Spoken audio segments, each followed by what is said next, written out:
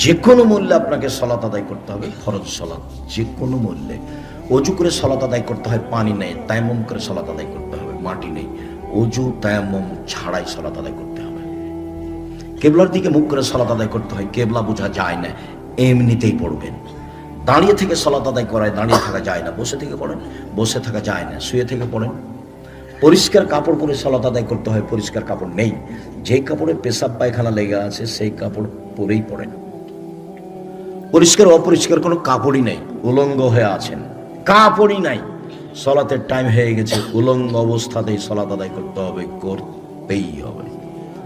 সালাত এমন একটি ইবাদত যার সাথে কোনো আপোষ নেই।